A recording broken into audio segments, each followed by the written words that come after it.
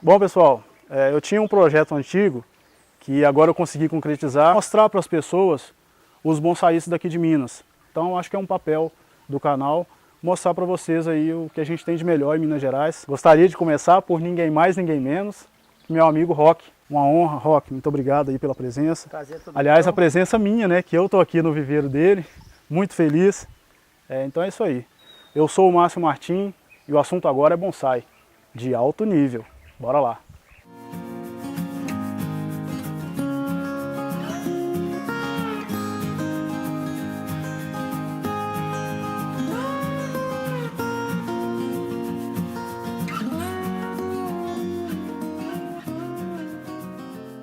Estou aqui no viveiro do Rock, fica aqui em Nova Lima, é o Terra Bonsai. Eu vou deixar para você aqui na descrição do vídeo o link de acesso para o site do Rock, da escola Terra Bonsai, aqui de Nova Lima, Minas Gerais. Beleza?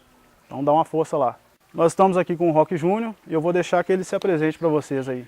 Bom, meu nome é Rock Júnior, eu tenho já mais de 20 anos com bonsai. Comecei inicialmente como hobby e acabou que o bonsai foi tomando uma proporção, um rumo que preencheu a minha vida completamente. Eu abandonei tudo, eu sou economista, trabalhava na área, trabalhava em banco e acabou que eu larguei tudo para dedicar exclusivamente à arte do bonsai mesmo. Inicialmente era até dedicar ao comércio de bonsai. E depois, com o tempo, com a medida que eu fui aprofundando dentro da arte, e acabou que eu até larguei um pouco essa parte comercial, propriamente dita, e fui buscando mais esse nicho da parte artística realmente. Inicialmente eu formei pela Escola Europeia de Bonsai com o mestre Salvatore Liporati.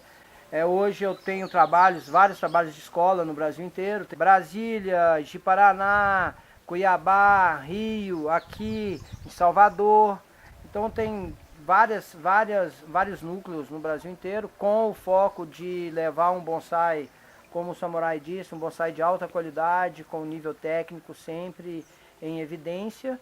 E tem também, trabalho também lá no Museu do Bonsai, no Chicão, com a Escola Internacional de Junípero, que é uma parceria com o Mauro Stenberger, que é um projeto que acrescentou muito, tanto para mim, quanto para o bonsai mineiro, quanto para o bonsai brasileiro, porque o Mauro é um cara muito gabaritado, tem um nível técnico muito alto e só veio acrescentar ao nível técnico que a gente tinha naquele momento que começou. Pegando um gancho aí nisso que você falou aí de nível técnico do bonsai no Brasil, qual que é a sua visão, assim, de um modo geral, do nível técnico dos bonsaístas brasileiros hoje em dia, de um modo geral, do mercado, de um modo geral? Se você for olhar, tem duas óticas aí bem, uma muito positivista e outra muito pessimista.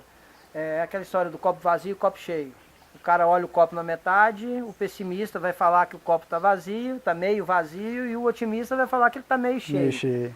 Então a gente eu olho hoje o bonsai brasileiro como um nível seguinte. Se você for olhar os últimos 10 anos, a gente teve uma evolução assombrosa, assustadora. Eu que estou há mais de 20 no mercado, o que eu vi acontecer com o bonsai brasileiro nesses últimos 10 anos não é 5%, 1% do que aconteceu nos 10 anos anteriores.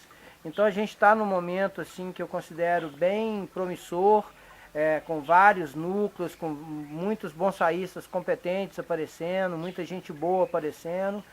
Então, do ponto de vista técnico, a gente teve uma evolução muito boa, muito significativa. Mas, em contrapartida, tem muito o que evoluir ainda. A gente está muito no início, a gente está muito engateando.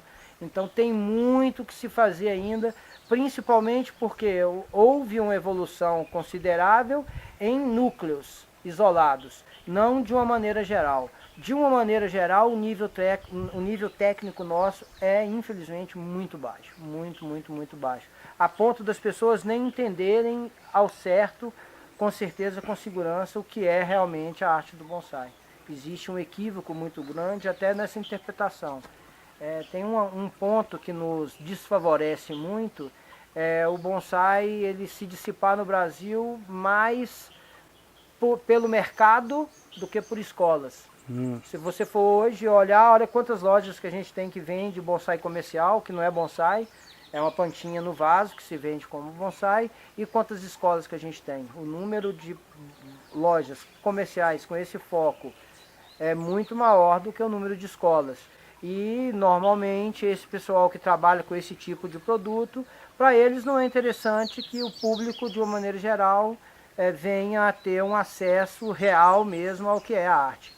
Porque uma vez que o cara aprende o produto dele, ele não vai ter mais saída.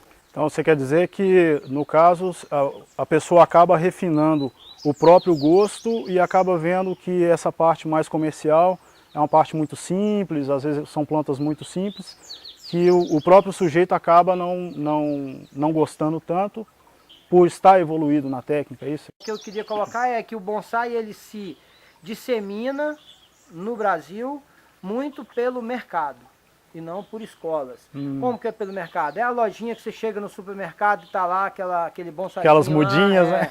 É uma mudinha no vaso. Então a pessoa cria uma falsa verdade, cria uma imagem de um bonsai que o bonsai não é aquilo. O bonsai não é colocar a mudinha no vaso e ir cultivando ela no vaso, não. O bonsai é uma obra de arte em que o vaso é a moldura da obra. Na realidade é só isso.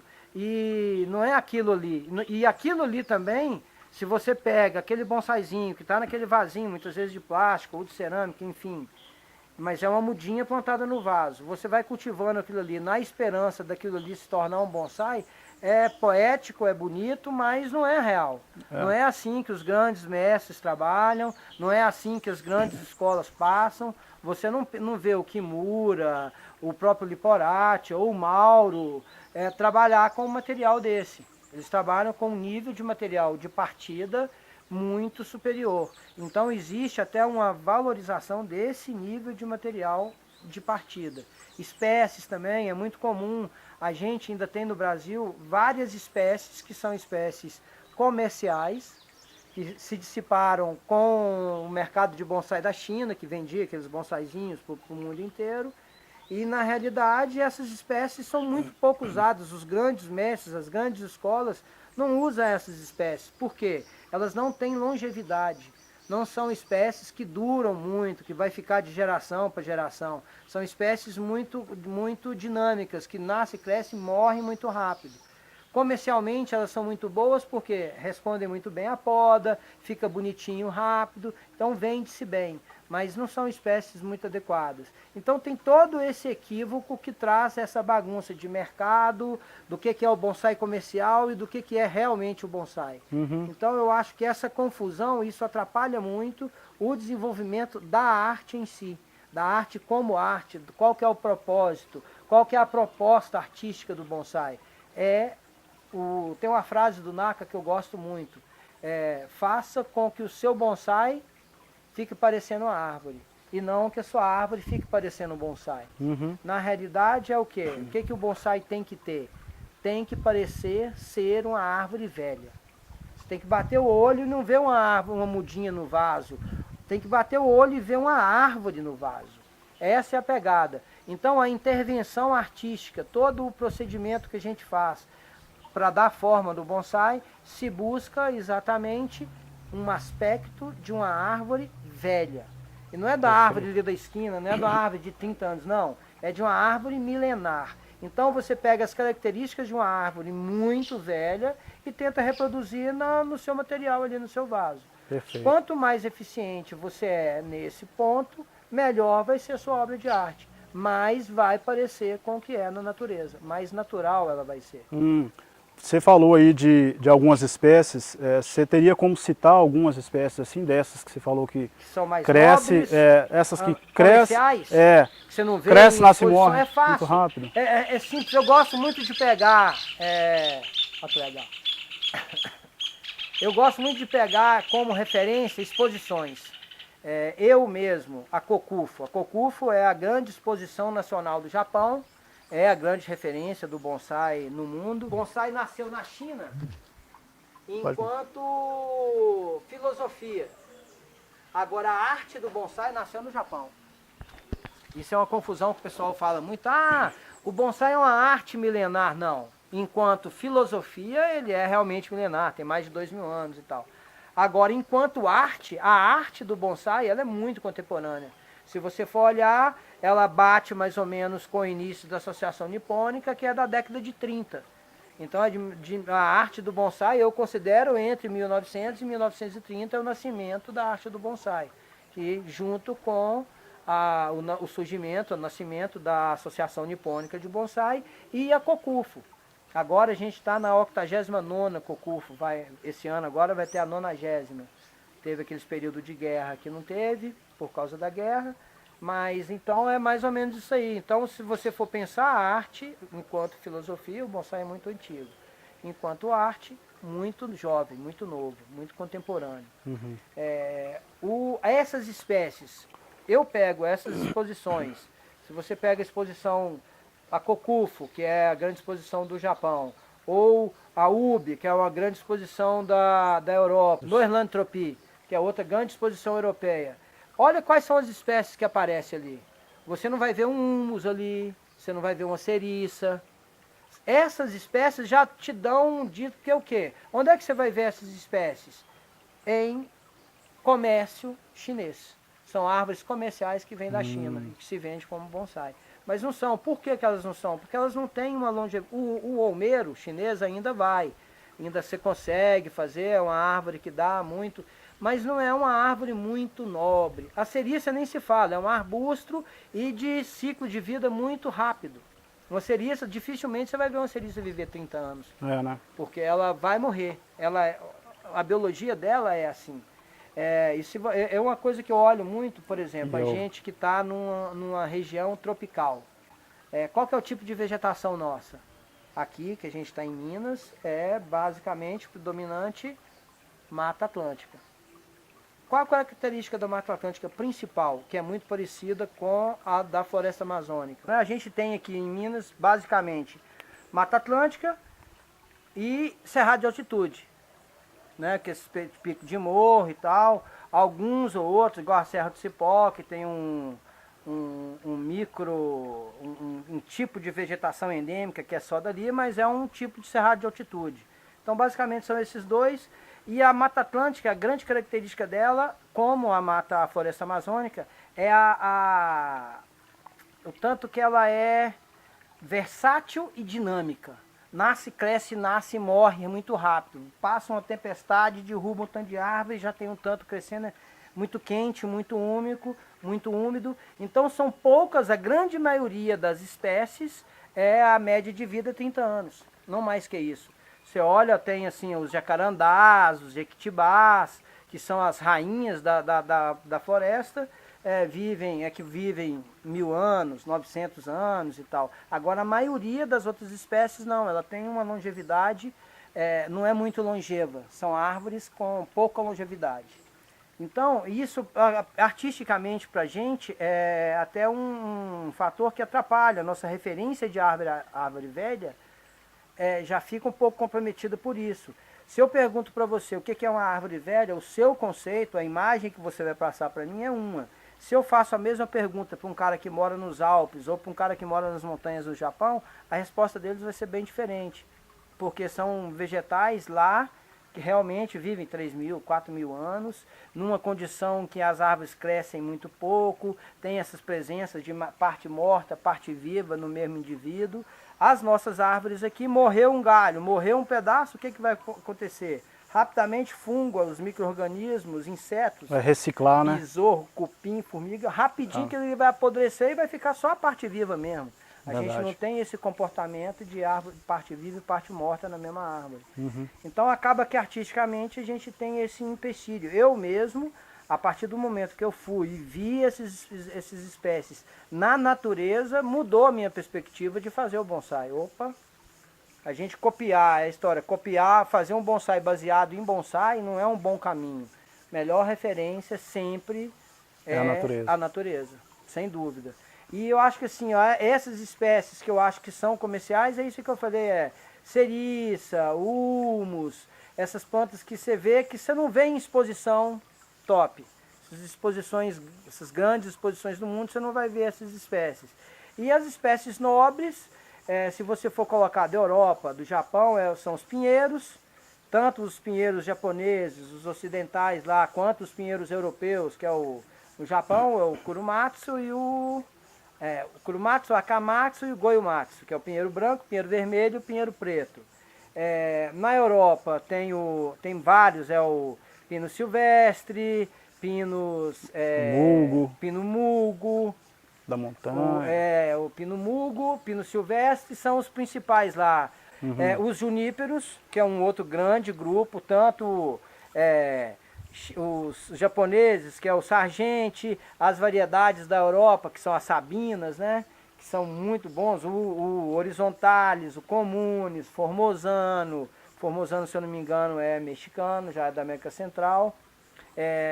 Se você pega essas espécies de coníferas, que pega desde da faixa da Califórnia, passa pela Europa até a Ásia, que é a área de montanha, essas espécies são as espécies mais que o bonsai começou com elas, mais tradicionais, mais fortes, mas existe hoje um trabalho muito grande, tanto na Europa quanto nos Estados Unidos, em as pessoas trabalharem as espécies nobres daquele lugar, valorizar as espécies nativas. Boa, isso Na que eu ia te perguntar Europa, agora. a oliveira, os prumos, que tem vários tipos de prumos de lá, vários tipos de junípero de lá, o pinheiro, pino silvestre, pino mulgo, pinos alepenses.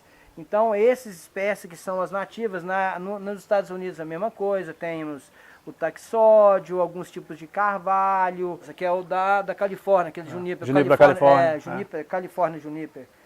Bom, como você disse aí, pelo que eu entendi, cada país valoriza muito bem as suas espécies, né? A minha pergunta para você é a seguinte: para as pessoas que gostam do bonsai, estão iniciando, principalmente, quais são as espécies que você... São duas perguntas. Quais são as espécies que você indica, de um modo geral? E o que você acha dessa questão das pessoas falarem assim, temos que valorizar nossas nativas e tal? Quais seriam essas nativas? Vamos responder aí primeiro uma e depois a outra. Qual espécie que no Brasil a gente indica, que a gente usa aqui no Brasil para bonsai, que é mais usual? As mais famosas assim, que a gente tem são as das mirtáceas. Jabuticabeira, pitanga e eu esqueci de colocar as cerejas, né? Que é a Eugênia Matosi, a cereja do Rio Grande, essas espécies que são das mirtáceas, que é um grupo muito bom. É um grupo que não é tão versátil, que tem algumas peculiaridades. Jabuticabeira, as mirtáceas são mais chatas, vamos falar assim. Mas são espécies muito nobres, muito longevas, que aguentam muito, dão um resultado artístico muito bom, responde bem à poda. Outro grupo seria as caliandras. Aí a gente entra a nativa nossa aqui da região de Minas, que é da Mata Atlântica, a Brevipes, que é a Celói, né? Aquela rosinha, que é muito interessante, um pouco enjoada com relação a replantio, morre muito fácil no replante. Então você tem que ter um preparo, tem que ter um cuidado específico nessa. Nós temos a espinosa, que é do Nordeste, que essa daí é a mais resistente, a mais forte, que aguenta mesmo qualquer tranco. Essa é das espécies assim que a gente tem, uma das campeãs, ela e o piteco para mim são as mais fortes. E aí além da espinosa, a gente tem do Nordeste também a depauperata, que é uma espécie que eu gosto muito também. Outro grupo grande seria das juremas, que é grande, a mais famosa aí é o ptecolóbio, que era o ptecolóbio torto, virou agora cloroleucum torto. É uma espécie, fora do Brasil, para bonsai eu acho que é uma das mais famosas, lá fora ela é conhecida como Brazilian Rain Tree. É uma espécie nossa aqui, para mim, a mais resistente de todas. Uma pena que tem espinho, acho que o único problema dela é ter espinho, o resto é uma árvore muito generosa, dá uns muito bonsai forte, maravilhosos. Maravilhoso, dá muito trabalho de madeira. Então essa é uma espécie que eu acho top nesse sentido. Tem outro grupo que é o do Nordeste, principalmente, que são as juremas, né? A jurema vermelha, a jurema preta. O pessoal não dá o devido valor, lá é mato, tem muito.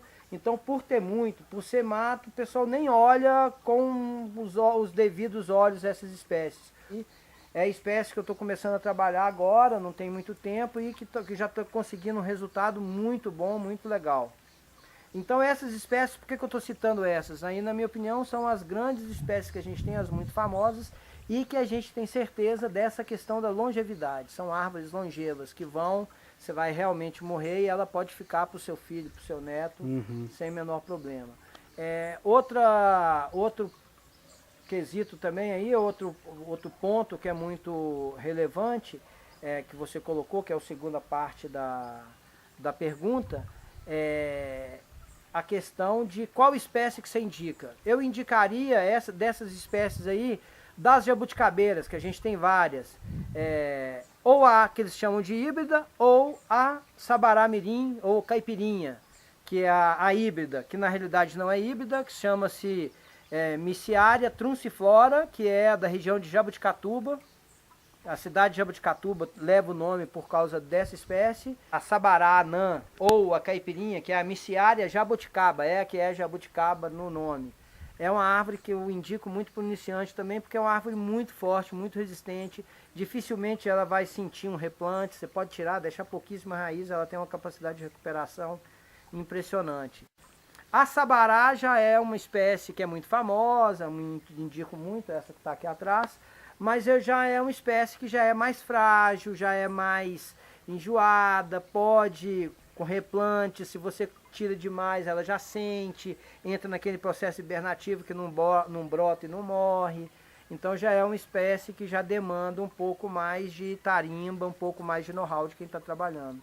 Mas a princípio dessas espécies aí que eu indico seriam essas. A espinosa, sabará anã ou caipirinha e a chamo de híbrida, que é a jabuticatu. Em off aqui a gente estava batendo um papo aqui e a gente estava conversando a respeito, principalmente de adubação. E aí eu queria que o Roque falasse um pouquinho para vocês aí a respeito de adubação, porque a gente está muito acostumado com a adubação química, né? E aí o Roque tem feito um trabalho maravilhoso nessa parte de adubação orgânica. Então eu queria que ele falasse um pouquinho aí, preste atenção aí. Bom, Márcio, na realidade é o seguinte, essa história de voltar para o orgânico, ela não é uma invenção. Ô, Melcita, Vem cá, Jó. Depois, vai pra lá, depois a gente conversa. Parou ali. Deseja sair do aplicativo? Parou? Não, parou. Olha que safada. Aí, ó, pronto. Na realidade, o que acontece? Não foi uma invenção, foi um resgate. Porque quando eu comecei o bonsai, já comecei dentro dessa era química aí, já era nesse período aí da adubação química mesmo. A gente está no mundo ocidental, lá no Oriente, é bem diferente essa relação deles com a árvore, a relação deles principalmente com os bonsai e com o jardim de uma maneira geral. Se você olha o jardim japonês, a parte mais importante da casa é o jardim.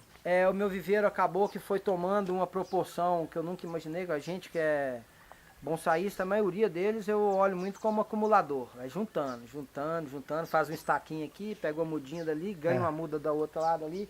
Quando você vê, você está com o viveiro lotado. Chegava na Europa, eu olhava os viveiros dos caras e falava, nossa senhora, mas como é que consegue uma saúde dessa? E observando muito, estudando muito, trocando muita ideia, eu cheguei à conclusão de que eram dois motivos. Primeiro, substrato que encharca, que segura muita água, não é bom. Substrato com muita matéria orgânica, inicialmente ele é legal, mas a longo prazo, a médio e longo prazo, ele enzebra, ele dá problema. Então, a primeira coisa é cuidar de um substrato, independente do que você vai usar de ingredientes do seu substrato, se é caco de telha, se é pedrisco, se é acadama, qual que é a característica que você deve buscar mais. Aeração e drenagem. É importante ter ar e é importante ter uma boa drenagem para não encharcar. A questão do ar, a importância dele, a gente vai falar daqui a pouquinho e eu complemento essa parte. A adubação química, ela é um processo, se você for olhar, começou a partir da Segunda Guerra Mundial para cá. A partir do avanço tecnológico, desenvolvimento, indústria, aí a agricultura, que era um negócio artesanal e tal, começou a tomar um ar mais de indústria mesmo. Hoje o que a gente vê hoje aí mesmo, as fazendas são verdadeiras indústrias. Então, o que acontece? O químico, ele vem com uma bandeira de potencializar a produção, de aumentar a produção, mas o preço que a gente paga é um preço muito alto e é muito pouco falado. Se você for fazer um paralelo, o que é que equivale à raiz da planta no nosso corpo, o intestino. E o que a gente tem no intestino? Flora bacteriana. Bactérias. E é impressionante quando a gente faz esse paralelo com a árvore, é muito parecido. Tanto que esses probióticos que a gente usa pra gente, todo probiótico que você usa pra você, ele vai servir para a árvore também. Vai ser útil para a árvore também, que é o quê? Você recuperar a flora bacteriana. E o que acontece? O pessoal que trabalha com químico, as indústrias, essas fábricas, essas grandes indústrias que produzem adubos químicos, que são caríssimos, eles não contam. É que todo adubo químico vai matar a flora bacteriana. Então toda vez que você usa um adubo químico no seu vaso, é fato, você vai estar matando, esterilizando a biologia do seu vaso. E a biologia é tudo. Se você não precisa ter uma adubação preocupada com elementos. Se você está com uma boa biologia, a sua árvore vai estar saudável. Então o que aconteceu? Eu tinha um amigo meu que era esses macrobiotas, ele é adepto da agricultura biocinética, biodinâmica, agrofloresta. Uhum. E uma vez ele veio aqui conversando comigo e tal, e ele, o que você usa de adubo? Isso aqui é o quê? Eu falei, isso é um adubo químico. Ele já tirou a mão assim com certo nojo, eu olhei aquilo e falei, pô, mas que cara fresco. Só que ele colocou a pulga atrás da minha orelha. Aí eu comecei a pesquisar o assunto. Aí comecei a estudar, a internet hoje facilita muito. Aí eu coloquei lá agrofloresta e agricultura biocinética. Aí apareceu o Ernest Coast, que é um suíço que mora no sul da Bahia, é o pai da agrofloresta do Brasil. Eu comecei a ver palestra dele e ele explicava muito claramente o que eram os adubos químicos e o principal, o que era o adubo químico. Quando a gente pensa em adubo químico, a gente pensa em sais minerais. Se é um sal, igual é o nosso sal que a gente usa lá na cozinha. Quando a gente salga a carne, o que a gente está fazendo com ele? A gente está fazendo com que a carne não apodreça, que não desenvolva a bactéria. Você está esterilizando a carne. Quando você usa o sal no vaso, não é diferente. Você está esterilizando o seu vaso. A flora, ele vai estar esterilizado. Você imagina uma pessoa sem flora bacteriana no intestino. O que vai acontecer? Diarreia, desidratação, o sistema imunológico vai para baixo. A primeira coisa que acontece é o sistema imunológico vai dançar. Com a árvore não é diferente. Então, são dois agentes que atrapalham muito a saúde da árvore. Adubo químico, porque vai esterilizar, e o excesso de água, porque também vai matar esses seres que são aeróbicos. Então essa parte do excesso de água já entra na composição do solo, né? Sim. Seria muita matéria orgânica? Muita matéria orgânica, o uso de terra, entendeu? Ou então até mesmo se for pedrisco ou caco de telha, partícula muito fina, menor que 1 milímetro, por exemplo. Acaba atrapalhando. Acaba segurando, retendo muita água que atrapalha na biologia. Correto. Entendeu? Então é essa questão. Primeiro, começa a adubação, sempre quando a gente fala de adubação, começa primeiro com o substrato. Bem drenado, bem aerado. Tá desse jeito, aí a gente dá. Se não tiver desse jeito, a primeira coisa, corrige isso. Se tiver segurando, não adianta. Tudo que você fazer vai ser em vão. Perfeito. É desnecessário. Perfeito. Então, já foca nisso. Tá com o substrato adequado, aí adubação. Aí o que acontece? É o que eu observo hoje muito aqui no viveiro. Então, o uso dos adubos químicos, ele nos foi trazido pela indústria, pelo mercado, que são grandes indústrias.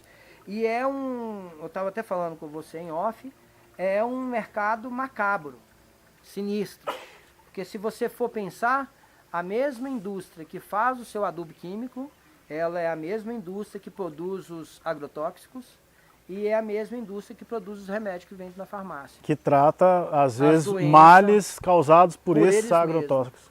Então é um ciclo que você cria. Quando você quebra essa cadeia, para eles é horrível, porque é menos dinheiro que entra para eles, mas para nós, para a natureza, para o ambiente, para a sua família, para quem convive com você, todo mundo ganha. Muito ganho. Entendeu? Então, na realidade, e outra, eu fiz um paralelo também que bateu. Essa história da agrofloresta, do Bruno, dele ter me dado esse toque, eu conheci o Ernest, começar a ver os vídeos dele, fui numa palestra dele no Rio, apaixonei, e vi que a ideia dele, a fazenda dele, os números da fazenda dele não mentem, porque existe muito hoje, as faculdades no Brasil de agronomia, principalmente agronomia, mas agronomia, biologia, botânica, elas são patrocinadas por essas indústrias. Então eles vão falar, eles vão preparar os nossos estudantes lá, eles vão condicionar os estudantes de que não tem jeito da gente produzir para o mundo hoje se não for pelo químico. Entendi. Mas eu te falo, eu estou com 5, 6 anos que eu estou nesse do orgânico. E pelos números da fazenda do Ernest e pelos números que eles têm, aqui em Minas já tem núcleo deles, Goiás, está espalhado pelo Brasil inteiro, graças a Deus. E tomara que continue crescendo mesmo essa ideia aí. Os números deles provam que dá sim. É a gente conviver com a natureza, é conviver e não intervir de maneira muito... não, brusca muito brusca. E se você for olhar hoje, qual que é o padrão da lavoura brasileira hoje? Mata o solo. Quando você desmata, pega a grade, o arado, passa ali, você está esterilizando, você está matando tudo, para depois entrar com a adubação química específica para aquela espécie. Ao invés que você poderia muito bem deixar ela viva. Como é que ela vive? É um solo, a mata é o solo vivo. Quando tem aquela camada de folha que tem na mata, aquela camada de folha chama-se serrapilheira. A serrapilheira é o berçário ou a maternidade dos micro-organismos. É ali que os micro-organismos se proliferam mesmo. Como é que é feita a adubação dos bonsai no Japão? Me cita um adubo químico japonês e Não orgânico conheço. japonês. Você conhece algum? Vários. Biogold Vital, Green King... E aí vai, uma porrada. Só orgânico. Não tem nenhum adubo químico para bonsai. Por quê? Porque eles cuidam. E a CUT começou onde? No Japão. Entendeu? Perfeito. Então, a hora que eu fiz esse paralelo, opa, peraí, não tem nenhum adubo químico no Japão. Só Por que será, orgânico. né? Entendeu? Então, o adubo orgânico, lá a adubação, principalmente dos adubos tops, das árvores tops, das masterpieces deles, basicamente orgânico. A hora que eu fiz esse paralelo, opa, já linkei na hora, e aí eu migrei. Eu saí do químico, abandonei, dei tudo, boa parte da minha adubação, dos meus adubos mesmo, eu dei tudo, o resto que era agrotóxico, tudo que eu tinha eu descartei nessas lojas que recebem o descarte. E tem 5, 6 anos já que eu estou indo agora para 6 anos que eu estou no cultivo 100% orgânico. O que eu notei nesse período? Eu nunca tive com viveiro com saúde igual está hoje. Você olha assim, o que tem de doença aqui foi de planta que entrou agora recente, que é planta de cliente que chega doente para recuperar. Mas as árvores que estão aqui já há muito tempo não tem nenhum problema. Você deve ter notado aí que o nível de saúde e o nível de floração, de frutificação, eu estou apaixonado. Cada dia mais eu estou mais encantado com esse, que é o natural, né? É simples, é mais barato, é muito mais em conta. Você trabalhar com resíduo que você joga fora, estava mostrando por Márcio, eu uso aqui água que lava arroz, você cozinhou o milho, aquela água que você cozinhou o milho, você vai jogar fora? Não joga fora, coloca no vidrinho, deixa ela fermentar e usa ela, é um adubo excelente. Então, no nosso lixo, você vai achar muito adubo bom, eficiente e barato, é lixo. E casca de frutas, essas coisas também? Resto de legumes? Essa daí já é um processo que é o fermentado, que é a gente chama aqui que é o composteira? Fedorento. É uma compostagem só que dentro d'água. Funciona também. O grande problema dela, que eu vejo até mesmo comercialmente, é o mau cheiro. Ele fede muito, fica aquele cheiro de fossa ali. No caso, essa parte de EM que você falou, não tem isso, né? Não tem. E se você pega o EM, que tem o cultivo do EM, você faz a cultura, captura os EMs, aí se você faz a cultura do EM, que joga no caldo de cana e tal, e usa esse líquido para fazer a proliferação no seu vaso, você já vai estar dando um adianto. E se você usa esse mesmo líquido que você usa para jogar no vaso, você usa nessa composteira, vamos falar assim, que é o fermentado, ele vai melhorar muito o cheiro também. Vai acabar com o mau cheiro. Então é uma boa, você já está jogando o EM ali, já vai estar contaminado. E é basicamente o que? Usar resíduos orgânicos. Eu uso basicamente 3 adubos. Um é o EM5. É M5, é do inglês, que é Efficient Microorganisms 5, ou 4, que é nos Estados Unidos eles falam M4, na Europa é N5, que é o quê? Bactérias, fungos, actomicetos, leveduras, é M4. Na Europa é M5 porque eles classificam as bactérias em dois grupos. Bactérias fotossintetizantes e bactérias produtoras de ácido lático. Actomicetos, fungos e leveduras. Esse grupo é muito parecido com o que a gente tem no intestino, então são mais ou menos os mesmos indivíduos, só que na raiz da árvore ali. E uma vez que a árvore está plena desses micro-organismos, você não precisa preocupar com adubo químico, você não precisa preocupar com nenhum sal, nitrogênio, fósforo, potássio. É porque mesmo que falte determinado mineral, esses bichinhos são tão poderosos que eles sintetizam um similar e disponibilizam para a árvore. Porque é uma troca, é uma simbiose. Eles facilitam a absorção de água e sais minerais pela raiz. Em troca, a planta paga eles com o quê? Com açúcar, com amido. Eu acho que a grande mensagem que vem desse orgânico para a gente, seres humanos, na atual conjuntura que a gente vive hoje, é isso. É de viver junto, é cooperar, é um ajudar o outro. E não disputar, competir, como é que eu acho que às vezes é exacerbado, é muito, passa da conta essa competição.